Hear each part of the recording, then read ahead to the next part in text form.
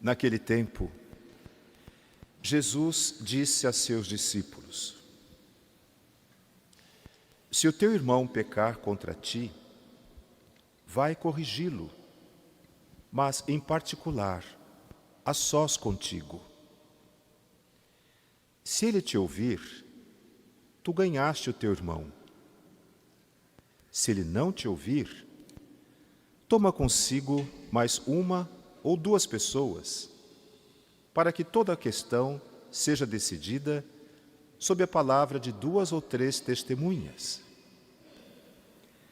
Se ele não vos der ouvido, dize-o à igreja.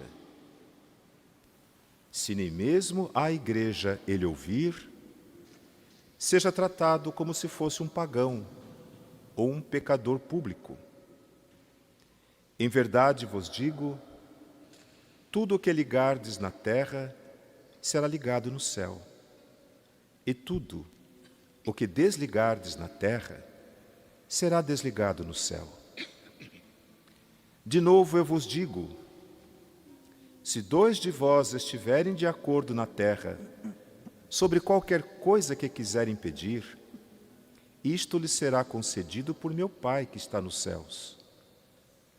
Pois, onde 2 ou 3 estiverem reunidos em meu nome, eu estou aí, no meio deles. Palavra da salvação. O mês de setembro é marcado por 2 acontecimentos muito especiais. O primeiro deles, muito próprio do mundo católico, religioso. Setembro é o mês da Bíblia. A Igreja do Brasil, neste mês de setembro, incentiva os fiéis a buscarem na leitura, na meditação da Palavra de Deus, a razão da sua vida, o sentido da sua existência, a força que precisa para continuar, para vencer, para prosperar. A Palavra de Deus, a Bíblia como nós a conhecemos, é uma coletânea de livros. Por isso, quem busca assim uma continuidade cronológica não encontra na Bíblia. Mas quem busca o fio condutor que guiou os autores sagrados nas Escrituras, encontra a mão de Deus que a escreveu. Então a Bíblia tem livros históricos precisos, com datas, nome de governantes, guerras conhecidas nossas. Mas a Bíblia também tem novelas, cartas de amor apaixonadas, tem intrigas, crônicas e, acima de tudo, o Novo Testamento, que é a palavra de Jesus Cristo, que veio para nos salvar. Então, mês de setembro, de forma especial, nós os católicos procuramos redescobrir o gosto da leitura bíblica. Hoje nós temos a Bíblia nos celulares. Hoje nós temos informações a respeito da Bíblia, reflexões feitas pelo magistério da igreja, que estão ali no celular. Então, em qualquer lugar que você esteja, você pode ter esse momento só seu de meditação e ser introduzido, guiado pelo magistério da igreja na interpretação dos textos, o que é muito importante. Me causa emoção o testemunho dessa família, que tem a Bíblia, é uma edição antiga, aquelas ainda muito coloridas, muito bem decoradas, mas de difícil leitura, porque tem um português arcaico. Mas a Bíblia fica ali, na sala de visitas, na entrada da casa. E me disse Arlete que o marido dela não sai de casa, ele é um pequeno empresário, tem funcionários a seus serviços, mas ele não sai de casa sem passar e pôr a mão na Bíblia. Quase nunca ele lê, porque ele sempre sai correndo, mas ele faz uma paradinha, põe a mão na Bíblia, às vezes ele beija a Bíblia e daí ele sai. Quando o padre beija a Bíblia também na missa, é como se estivesse beijando a face de Jesus. porque a palavra veio de seus lábios. Ou então como se estivesse beijando a mão de Deus, que conduziu os autores sagrados. A Bíblia, portanto, permanece para nós um desafio, um livro a ser aberto. A segunda oportunidade que o mês de setembro nos traz, além da primavera, é olharmos com mais atenção para a vida, naquilo que é essencial. Setembro é chamado mês de defesa contra o suicídio. Ora, por que é preciso criar um mês, um símbolo, para falar desse assunto? Não é novo. Tem pelo menos 20 anos que se organizou a vida dessa forma, porque havia uma necessidade. Mas não como nos últimos 2 anos. Somente neste ano, do mês de janeiro ao mês de junho, 1.863 casos de automutilação e atentados contra a própria vida entre crianças e adolescentes. 1.863 casos só na cidade de São Paulo, crianças e adolescentes. Folha de São Paulo, 23 de agosto. Estatísticas. Quem forneceu os dados foi a Secretaria de Saúde do município. Notabilizaram isso porque nunca aconteceu que crianças e adolescentes intentassem contra a vida de uma forma tão exorbitante. E também automutilação nessa faixa etária. Automutilação é quando a pessoa pega um objeto cortante, como uma faca afiada, um aparelho de barbear, e ela se corta, se machuca. E a mãe fica louca de ver a criança fazer aquilo e não entende por quê. A dor que a pessoa carrega no seu mundo emocional é tão grande que ela não se torna capaz de carregar. Mas como a dor é invisível, ninguém percebe, a pessoa faz na própria carne as feridas que se tornarão cicatrizes. É uma forma inconsciente que a pessoa tem de manifestar a sua dor, porque ela não consegue suportar.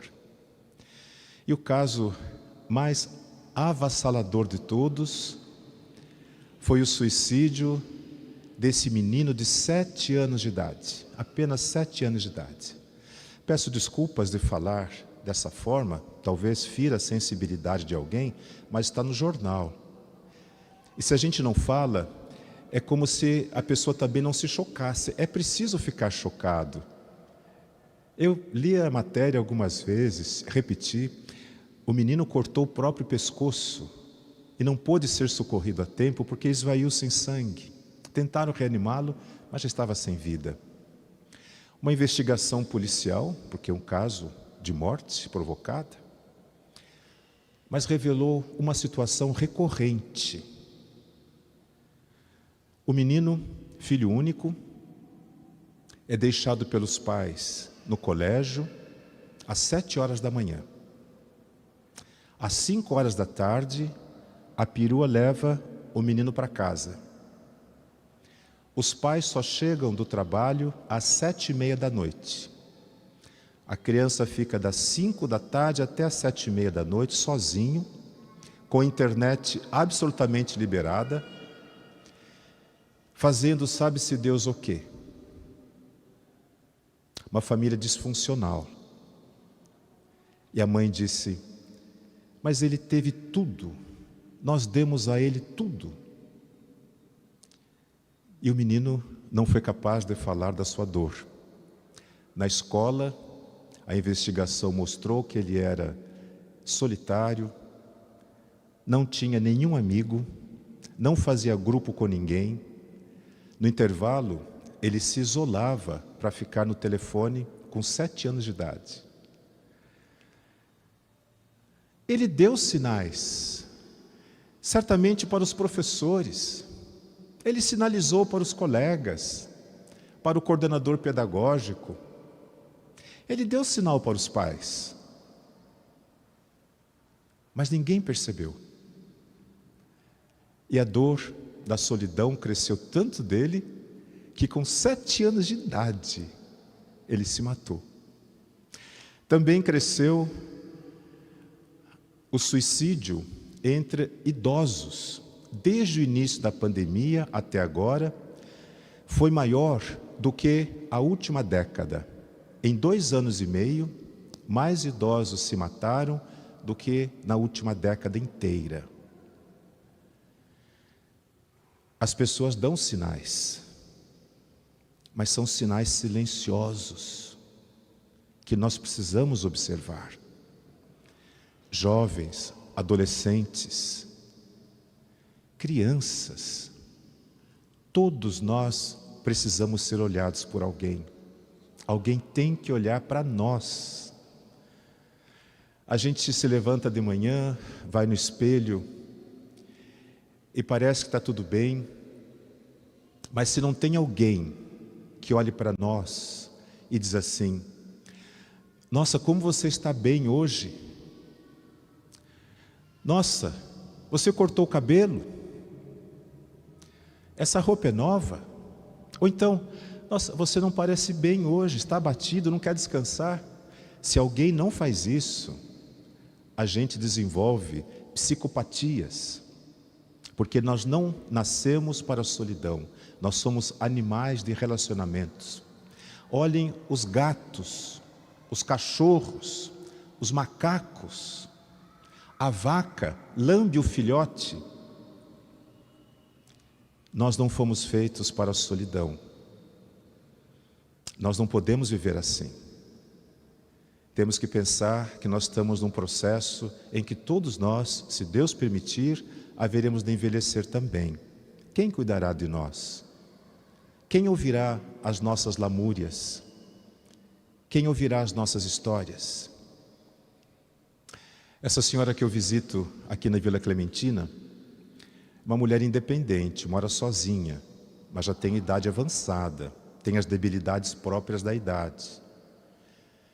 Mas ela me diz assim, tem 2 filhos, uma filha se casou, foi para os Estados Unidos, está muito bem, um filho mora aqui em São Paulo, mas diz assim, ele me telefona toda semana ele me liga, às vezes 2, 3 vezes por dia. Ele pergunta, mãe, tudo bem?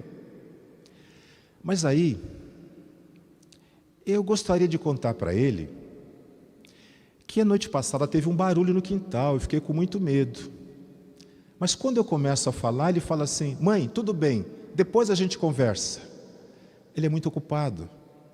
Então, sabe o que é você não ter alguém para contar que você teve medo? Que você escutou um barulho no seu quintal? Sabe o que não é ter ninguém para contar? Que você está com uma dor, ou que você tem uma grande alegria. Então, setembro, mês de prevenção ao suicídio, vamos pensar em nós, vamos olhar para as pessoas que nós amamos, vamos dar a elas a chance de mostrarem o que tem dentro de si no seu coração. Hoje nos encontramos com Jesus, na continuidade do Evangelho de Mateus, capítulo 18, em que Jesus, mais uma vez, ouve dos seus discípulos esta inquietadora pergunta: quem é o maior no reino dos céus? E Jesus olha, talvez com desalento, para os seus discípulos, ele que tanto falou do reino dos céus, do serviço, e ele vai dizer, entre outras palavras, essas que nós ouvimos aqui hoje. O reino de Deus não pode ser equiparado ao reino desse mundo. Não há uma situação de hierarquia, de poder, em que uma pessoa vai mandar na outra. Mas as pessoas, nós, só conseguimos entender as coisas mediante comparações. Então nós comparamos o que nós conhecemos com aquilo que nós imaginamos. Por isso que muitas pessoas fazem elucubrações a respeito da morte, porque nós só conhecemos esta realidade, essas coisas presentes. Então nós ficamos imaginando que depois da morte possa ser assim, ou assado. E Jesus, entre outras coisas, diz o que nós ouvimos hoje no Evangelho. Mas antes de falar do Evangelho, não podemos deixar de mencionar a primeira leitura do profeta Ezequiel.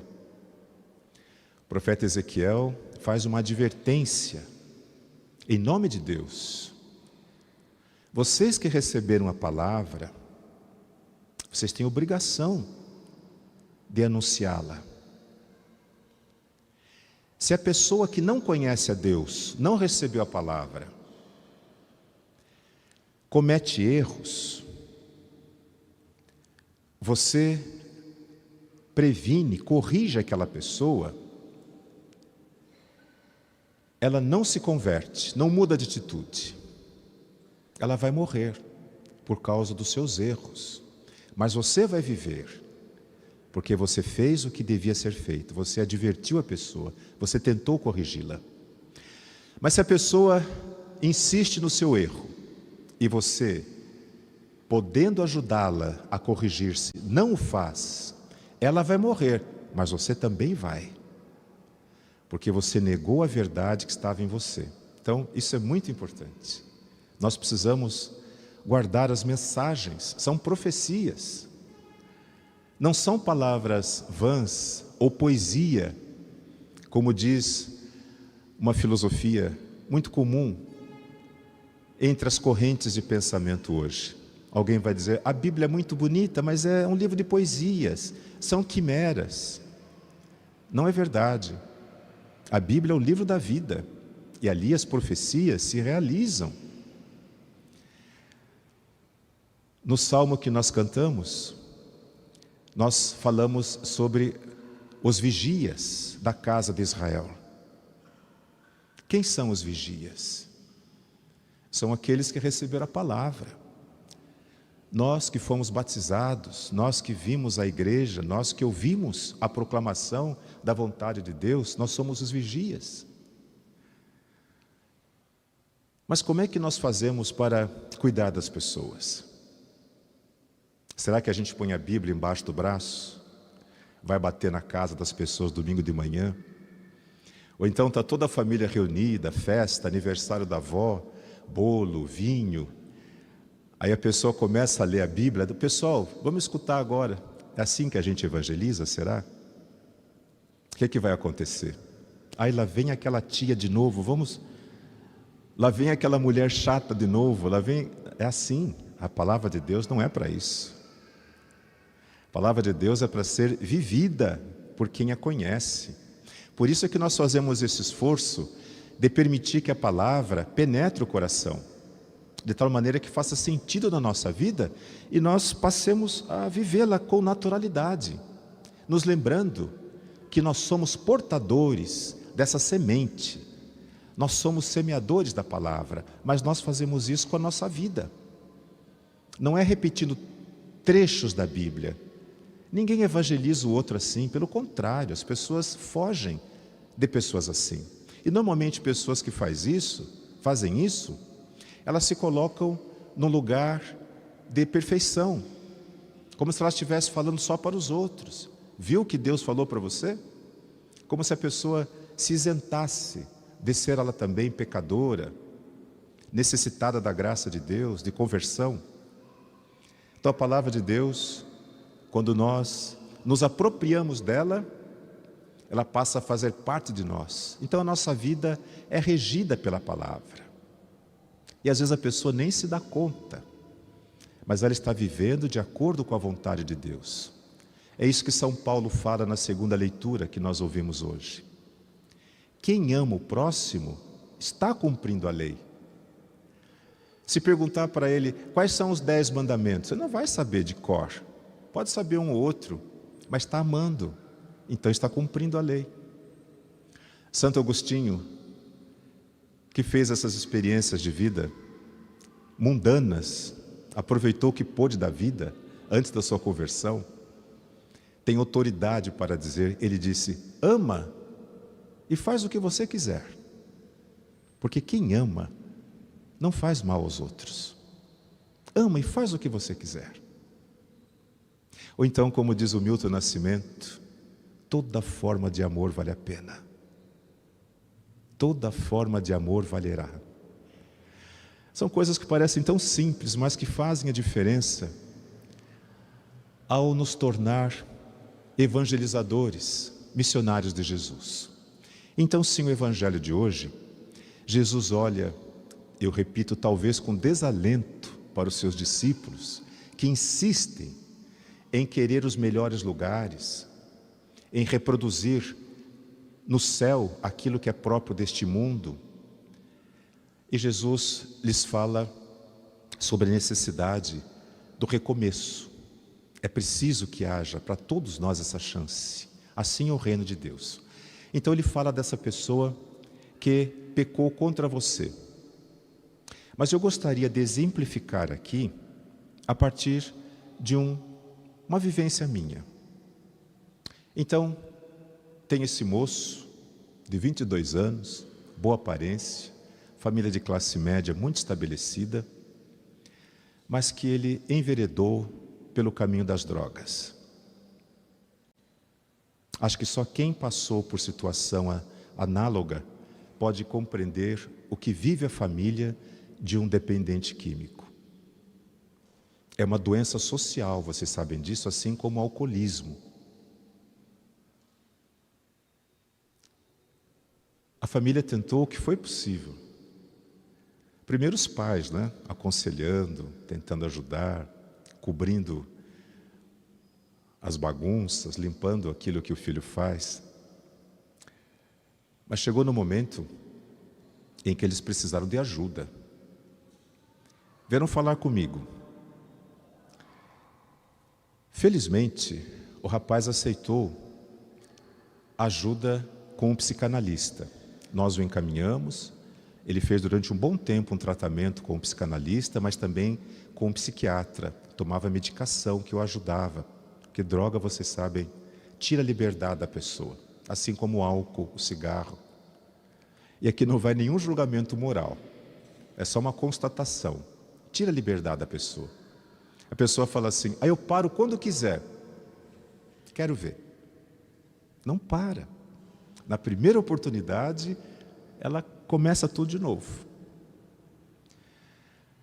Depois de um tratamento, internação, o rapaz continuou e os pais, o pai sobretudo, não teve outra alternativa, segundo eles, a não ser colocar o rapaz para fora de casa. 22 anos. Ele vive na rua. Nunca mais soube dele. Vocês não imaginam o sofrimento dos pais. Jesus, ao falar com os seus discípulos, fala da igreja como a nossa casa, o nosso lar, o lugar do acolhimento. A casa da gente devia ser o lugar para onde a gente quer voltar. No meio das atribulações do dia, dos problemas, a pessoa devia pensar assim, que bom, logo mais eu vou estar na minha casa, com a minha família. Mas infelizmente isso não acontece. Às vezes a casa é o lugar do barulho, da confusão, da gritaria, do palavrão. A casa é o lugar da cobrança. E a pessoa não tem vontade de voltar para casa. Quanto mais falar de si, dos seus problemas, das suas necessidades. E Jesus olha para a igreja como se fosse aquela casa que eu descrevi, o lar. O lugar onde a pessoa quer estar. Que hora vai ser a missa? Eu não quero chegar atrasado. Eu gosto de estar na minha igreja. Eu tenho paz na minha igreja. Eu me sinto feliz quando estou na minha igreja. Eu canto. Eu sou reconhecido. Eu tenho lugar na minha igreja. Então, a igreja é o lugar onde a pessoa pode se reconciliar. Primeiro consigo mesma, e daí a possibilidade de você tratar do assunto de forma privada, buscar uma ajuda de forma privada, particular. Mas também há outros desdobramentos. Por exemplo, nós temos aqui na igreja o serviço dedicado a neuróticos anônimos, NA. Vocês já ouviram falar? Neuróticos anônimos.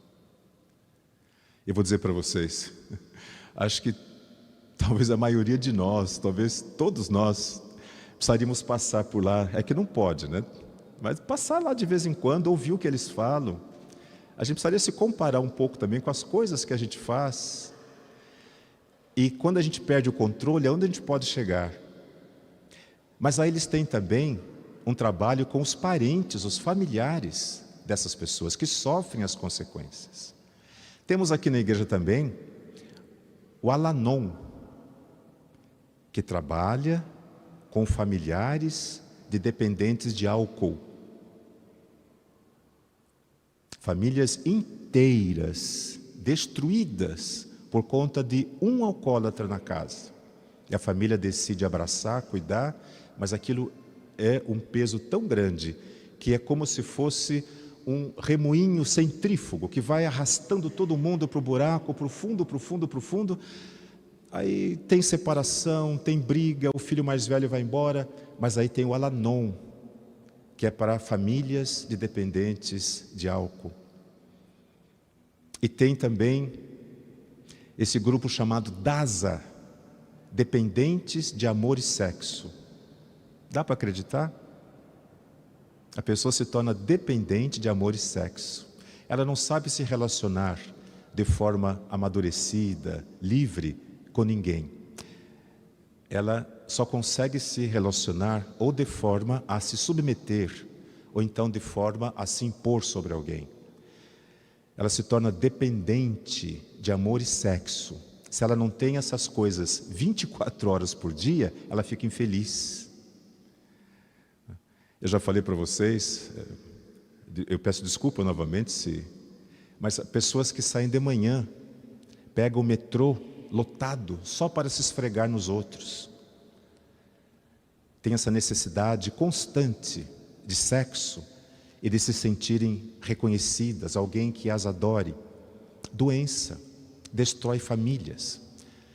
Jesus então está nos mostrando que nós precisamos, ao mesmo tempo, criar condições para que as pessoas possam ser reintegradas à vida, que as pessoas possam recobrar a sua liberdade, mas também condições para que a pessoa ela se sinta encorajada de buscar ajuda na igreja, que é a sua comunidade, que é a sua família.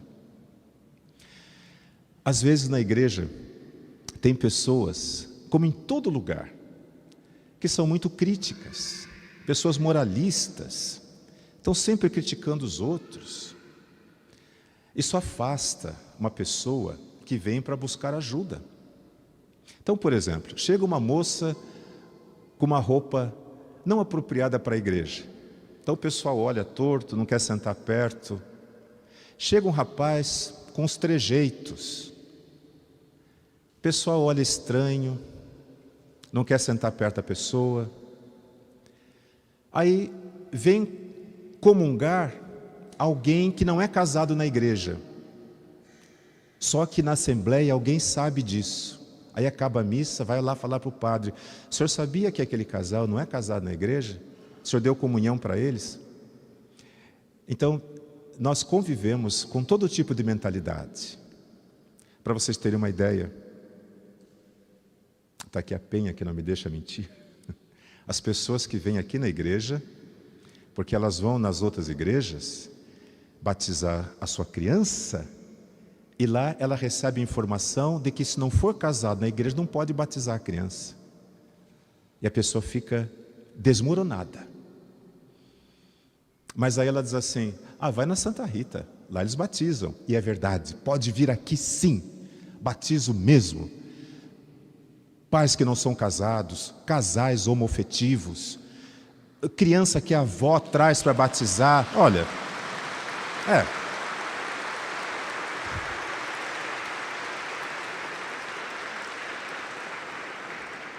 a criança tem direito de ser batizada, independente de qualquer situação. A criança precisa do batismo e é nosso dever dar. O batismo, como sacramento, não pertence ao padre, não é da igreja. A igreja é canal para dar. E quando Jesus diz assim, se a pessoa não se corrige, não muda, então seja tratado como um pagão ou um pecador público. O que ele quer dizer com isso? Que se dane então. Vai cuidar da vida. Claro que não. Esse não é Jesus. Jesus comia com os pecadores públicos. Mateus, que escreve esse evangelho, era um publicano. Jesus foi na casa dele e o convidou para ser seu discípulo. Ele se tornou esse evangelista. Zaqueu era chefe dos publicanos e Jesus foi comer na casa dele. Vocês talvez não se recordem de uma passagem bíblica. Um centurião romano tinha um servo doente. Foram pedir para Jesus ir curar o servo daquele homem, porque ele era muito bom. Ele não é judeu, ele não frequenta a nossa sinagoga, mas ele é muito bom. Ele ajuda a gente nas nossas campanhas, ele protege o povo. Aí vieram correndo, em nome do centurião, dizer assim, o centurião, aliás, foi o próprio centurião que veio falar para Jesus, não vai na minha casa, eu não sou digno de que o Senhor entre na minha casa, mas se o Senhor disser uma palavra, o meu servo vai ficar curado. Nós não repetimos isso em toda a missa? Eu não sou digno de que entreis na minha morada. Mas quem disse isso foi um pagão. E Jesus vai dizer, eu nunca vi uma fé assim. O teu servo está curado. Aí as testemunhas disseram, quando o centurião voltou, o servo estava preparando a mesa, em pé, curado. Portanto, quando Jesus diz assim, seja tratado como um pagão ou um publicano, quer dizer assim, que ele seja reevangelizado. Dê a ele a chance de conhecer a palavra. Vá sentar com ele. Vá ouvir o que ele tem para dizer. Ser humano significa ser como Jesus. Ser como Jesus significa ser humano.